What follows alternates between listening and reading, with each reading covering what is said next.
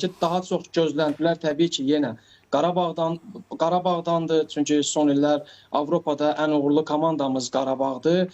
Amma deyərdim ki, son illərdə ən çox negativ düşündüyüm bəlkə də bu mövsümdə Qarabağla bağlı. Çünki komandada problemlər çoxdur. Ötən mövsüm o qədər də uğurlu keçirə bilmədilər. Düzdür, Azərbaycan çempionu oldu komanda, amma Azərbaycan kubokunda uğursuzluq yaşadı.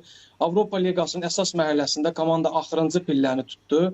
Ona görə də heyətdə ciddi dəyişikliklər olacağı gözlənilən idi. Bunu baş məşqçi Qurban Qurbanov da görüldü. Artıq başlayıb yəni dəyişikliklər.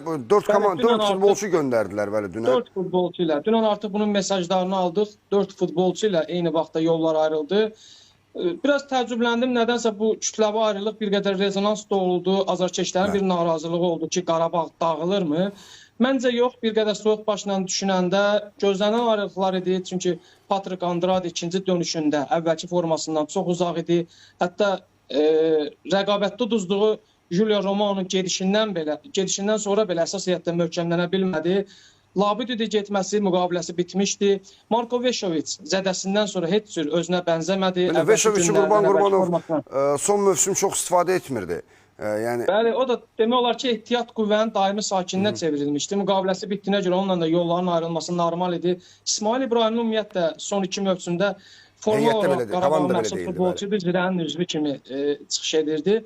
Yalnız Yasin Benzia ilə bağlı müəyyən tərəddüdlər vardı ki, o da düşünürəm, nəzərə almaq lazım ki, Yasin Benzia'nın bugün 31 yaşı var, daha yüksək maaş tələbi qoyub klubun qarşısında.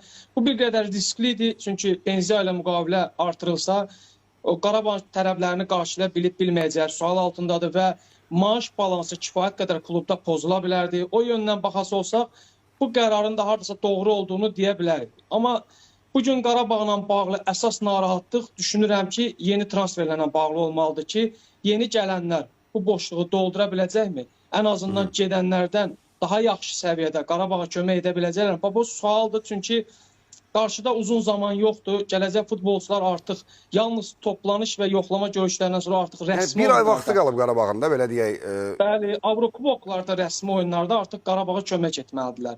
Bu bir qədər narahatlıq da olur. Çünki son mövsümdə Qarabağın etdiyi transferlər o qədər də uğurlu olmadı. Və düşünürəm ki, ayrılacaq futbolçuların siyasi hətta bir qədər də genişlənə bilər. Çünki Addayi, Kaşuk, yəni bu futbolçular heç də Qarabağa istənilən köməyi etmir. Sadəcə o futbolçuların müqaviləsinin olması düşünürəm ki, Qarabağ rəhbərliyini biraz çətin durumda qoyur. Və çox böyük sual ortaya çıxır. Qarabağ kimi gətirəcək, kimləri gətirəcək?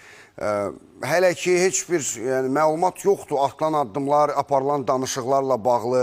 Yəni bir ehtimal belə yoxdur. Bir neçə futbolçu ilə bizdə olan informasiya görə artıq danışıqlar son mərhələdədir və mənim tanıdığım Qarabağ rəhbərliyi Qurban Qurbanov düşünürəm ki, hansı alternativləri olmasa bu qədər kütləvi ayrılığa getməzdi. Yəqin ki, ən azından təcrübələrini arxalanıb, komandadakı çıxışlarını arxalanıb Veşoviçi, Andrade'ni də yeni müqavilə təklif edib saxlaya bilərlər. Var mı ad çəkə biləcəyiniz futbolçular? Yəni hal-hazırda kimlərlə son mərhələdə o danışıqlar gedir?